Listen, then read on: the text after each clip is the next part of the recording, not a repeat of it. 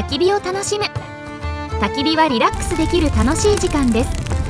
ポイントを守ることで安全に楽しめますよ。焚き火の音を楽しみながら素敵な時間を過ごしてくださいね。適切な場所選び。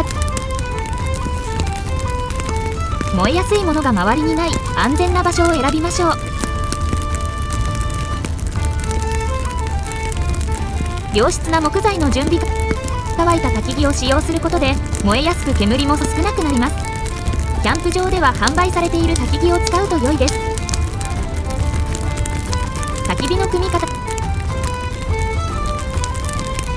き木を鋳型に組むことで空気の流れが良くなり火がよく燃えます。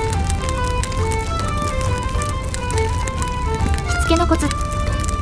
小さな枝や紙を使って火を起こし、大きな焚き木に火が移るようにしましょう。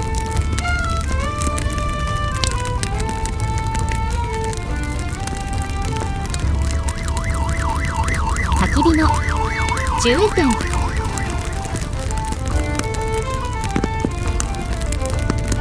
風向きを確認。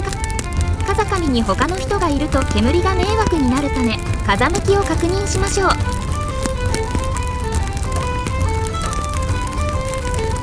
消火の徹底。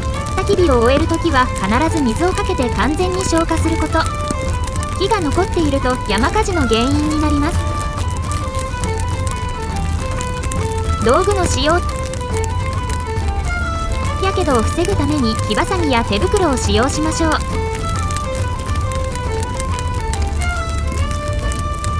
ゴミは持ち帰る。焚き火の後に残ったゴミや灰はしっかり処理して持ち帰りましょう。さあやってみよう。日頃のストレスを癒し、会社も焚き火もファイヤーだ。